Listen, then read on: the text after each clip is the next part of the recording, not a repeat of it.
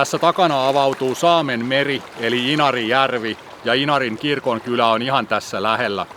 Inarin kylälläkin on asuttu jo pitkään, mutta 10 kilometrin päässä tästä Pielpajärvellä on vielä paljon vanhempi Talvikylän paikka, joka oli aikoinaan niin merkittävä, että kirkko rakensi sinne kirkkorakennuksen jo 1600-luvulla. No se kirkko ei ole selvinnyt tähän päivään saakka, mutta sillä samalla paikalla Pielpajärvellä on nykyäänkin vanha puinen kirkko siellä tiettömien taipaleiden takana erämaassa. Ja se rakennus on rakennettu vuonna 1760. Lähdetään katsomaan, minkälainen paikka on Pielpajärven erämaakirkko.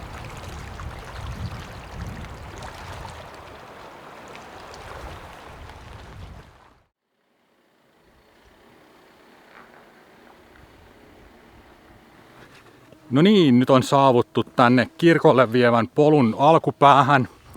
Ja tyttöystävä Amina on myös mukana täällä reissussa. Ja tämä polku on 4,5 kilometriä suuntaansa, eli sen verran sinne kirkolle pitää kävellä. Ja tämähän on ihan niinku turistikohde, ettei tämä nyt sillä lailla ole mikään semmoinen hämyinen kohde jossain salaisessa erämaan nurkassa, vaan tämä on ihan kyllä niinku yleinen nähtävyys, mutta jonkun verran sinne pitää kumminkin patikoida, että pääsee paikalle. Ja on se vaan jotenkin niinku erikoinen asia sillä lailla, että tommonen niinku kirkko tiettömien taipaleiden takana jotenkin, että mielenkiintoinen kohde kyllä. Siinä Mosku-elokuvassahan ne oli jossain vaiheessa tuolla Pielpajärven kirkolla. Niin olikin. Joo, mä muistan. Ja menikö ne siellä naimisiin vai mitä ne teki? Mäkään en kyllä muista, että minkä takia ne oli siellä siinä elokuvassa, mutta joo.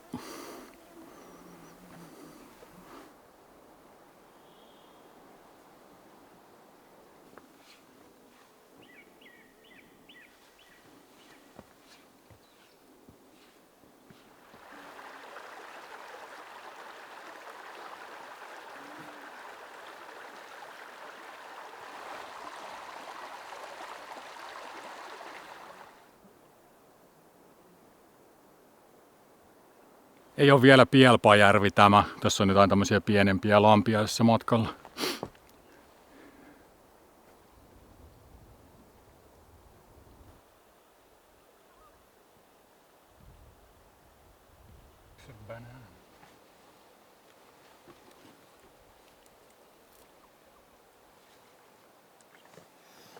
No niin, nyt saavuttiin isolle Pielpajärvelle.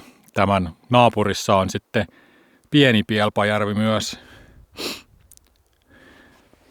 Saamelaisten elämäntapahan on ollut tämmöinen niin kuin vuodenkiertoon perustuva elämäntapa alkujaan, että kesällä suvut tai perheet, tai mikä se jako onkaan ollut sitten, niin on vähän niin kuin hajaantunut maastoon kalastamaan, metsästämään niin kuin omille paikoilleen, ja sitten talvella on kokoonnuttu niin kuin talvikyliin sitten, että se elämä on ollut varmasti paljon helpompaa niin kuin yhdessä sitten talven yli ja näin. Ja tämä Pielpajärven paikka on nimenomaan tämmöinen niin kuin talvikyläpaikka. Poronhoitohan on aika uusi asia niin kuin täällä pohjoisen historiassa, että mä en oikein tiedä mikä se tausta siinä on, että miksi siitä on tullut semmoinen niin kuin perinteisen elinkeinon esimerkki, koska metsästys ja kalastus on ne oikeat perinteiset elinkeinot myös näillä main. Ja noita poroja on pidetty kyllä tietysti jo pitkän aikaa, mutta ei pitkää aikaa verrattuna niin kuin tavallaan koko ihmisten historiaan täällä. Se on vähän vastaava tilanne kuin jos tehdastyöläinen sanoisi, että hänellä on perinteinen elinkeino, kun sitä on ollut olemassa parisataa vuotta.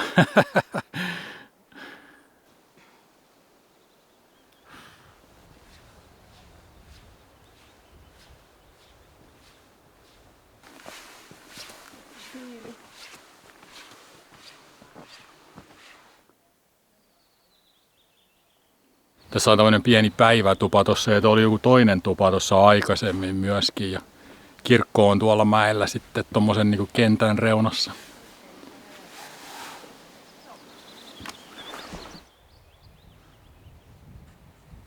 Tässä on tätä tämmöistä isoa kenttää. Onkohan tää ollut täynnä jotain kota-asumuksia sitten aikanaan? Siis silloin, kun täällä on eletty vielä sitä talvikyläelämää.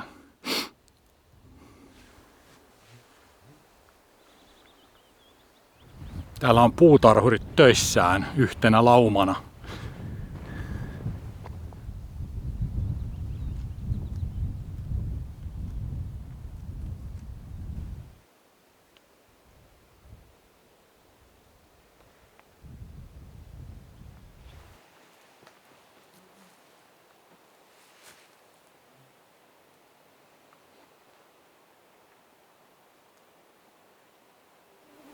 Hyvä tervantuoksu täällä.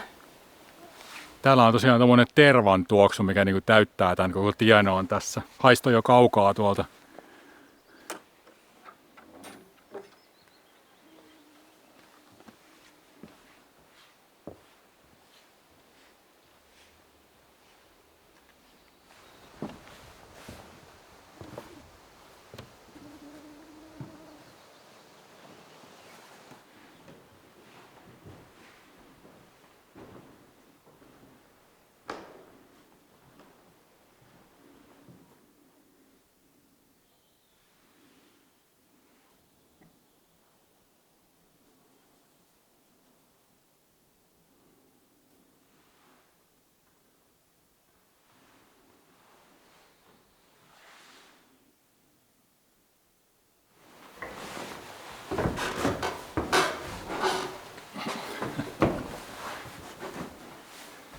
Pieniä on penkit. Ei tainnut mun kokoisia ihmisiä olla 1700-luvulla kovin paljon. Tai ainakaan ne ei ollut, jotka suunnitteli nämä.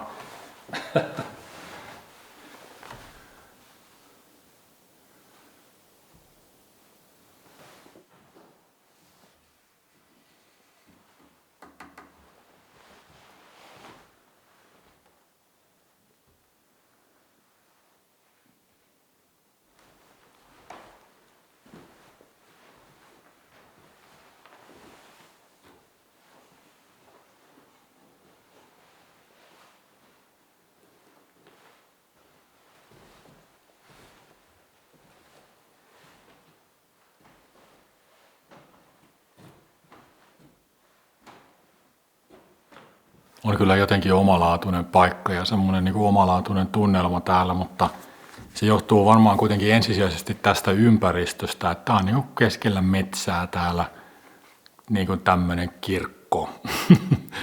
Jotenkin kun tätä niin kuin lähestyy ja tulee tuolta, niin tämä näyttää niin kuin siltä, että tämä ei kuuluisi tänne jollain tapaa, että tämä niin kuin poikkeaa tästä muusta ympäristöstä niin paljon, että ehkä se niin kuin ympäristö lopulta tässä luo sen semmoisen vähän niin kuin omituisen tunnelman täällä ja sillä tavalla.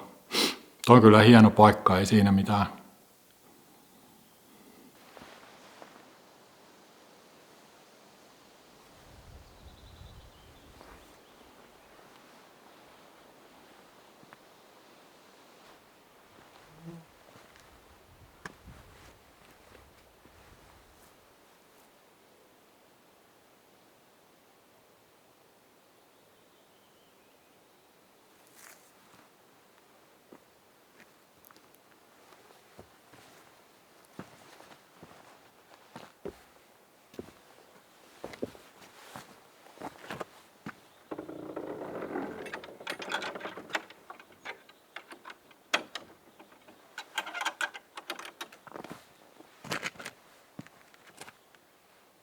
Aloin tässä pihamaalla miettimään, että mitenköhän tämä on niin kuin alun perin valikoitunut semmoisen talvikylän paikaksi, että onkohan tässä ollut jotain erityistä tässä sijainnissa ja sillä tavalla, että ei se varmaan niin kuin sattumaa ollut millään lailla, että ihmiset on päätynyt viettämään talvia sitten nimenomaan tässä paikassa, että tämä on tosiaan asuinpaikkana vanhempi kuin Inarin kirkonkylä.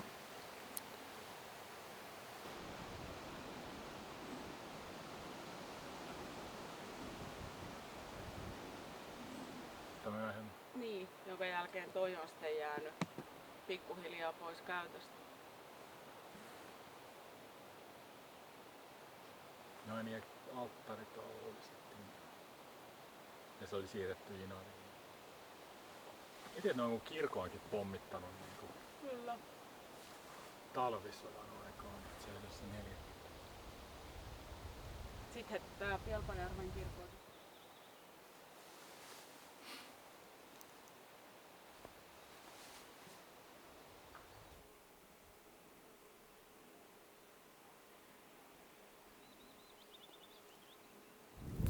ehkä Pielpajärvestä vaan nousi niin hyviä kaloja, että se sai ihmiset jäämään sille talvikyläpaikalle sitten tai kokoontumaan sinne, kun missä se paikka nykyään on, mutta ei taida kukaan enää tietää alkuperäistä syytä, että mikä sai ihmiset joskus vuosisatoja sitten kokoontumaan nimenomaan tolle paikalle aina talvisin.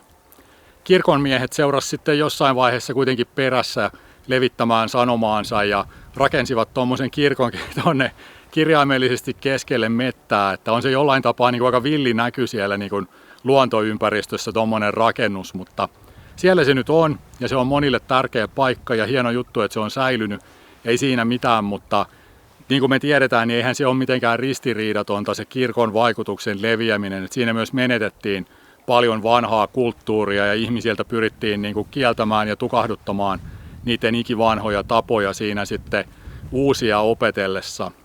Mutta sille me nyt ei enää voida mitään ja kirkko tietysti tekee paljon hyvää työtä ihmisten hyväksi myös ja näin, että ei siinä mitään. Mutta tämmöinen oli Pielpajärven erämaakirkon retki. Kiitoksia seurasta ja seuraavassa videossa jatketaan. Moro!